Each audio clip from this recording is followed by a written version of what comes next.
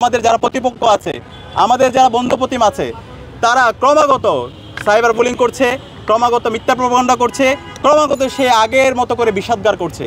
তো এই যে ডাকসু নির্বাচন উপলক্ষে একটা আমেজ বিরাজ করছে, শিক্ষার্থীরা যে নতুন নতুন চিন্তাগুলো শুনতে চায়, সেই চিন্তাগুলো না দিয়ে আপনারা যে সে পিছনে চলে যাচ্ছেন, এর মাধ্যমে শিক্ষার্থীরা আপনাদের প্রতি নেতিবাচক মনোভাব তৈরি হচ্ছে।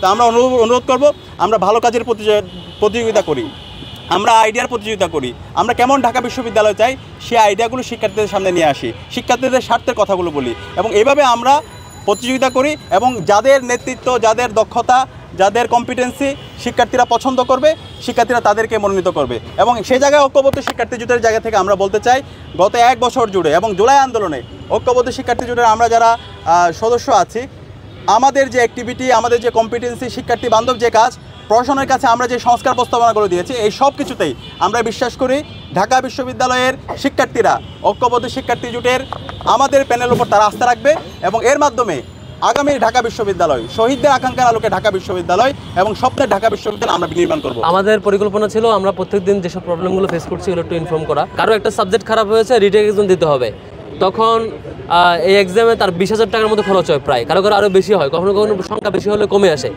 একটা শিক্ষার্থীকে একটা কোর্স পরীক্ষা দেওয়ার জন্য এত অ্যামাউন্টের খরচ পে করতে হয়, এটা খুবই মানে এটা এক প্রকার অমানবিক আর কি।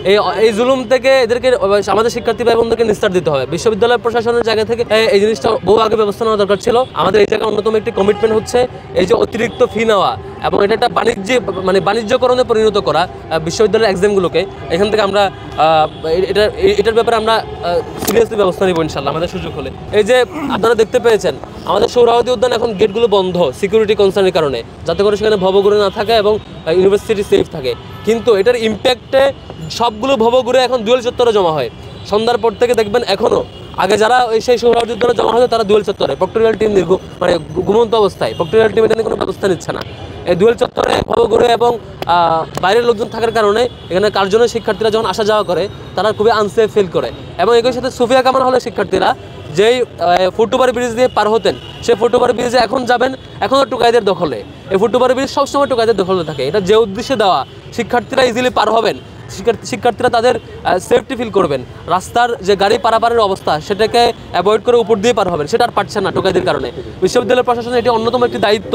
সুফিয়া কামাল হলের এতগুলো শিক্ষার্থীবৃন্দের সেফটির জন্য এটিকে অলওয়েজ একটা তদারকির মধ্যে রাখা, এই জিনিসটাও এখন পর্যন্ত হয়নি। আপনারা দেখেছেন শাটল, নির্বাচনী ব্যবস্থার কথা বলে শাটল বন্ধ করে দেওয়া হয়েছে। আমরা কথা বলেছি ইউনিভার্সিটি প্রশাসনের সাথে, এটি ইউনিভার্সিটি প্রশাসন বলেছে আজকের মধ্যে আবার চালু করবে।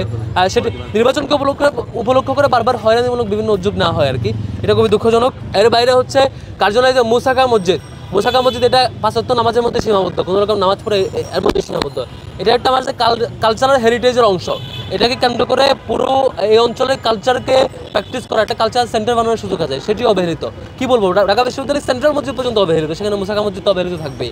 এই জায়গাটি কার্জন কেন্দ্রিক, মুসাকা মসজিদ কেন্দ্র করে আমরা এটিকে একটা কালচারাল হেরিটেজে রূপান্তর করার, কালচারাল সেন্টারে রূপান্তর করার আমাদের একটা সেই সুযোগটা থাকবে বলে বিশ্বাস করছি।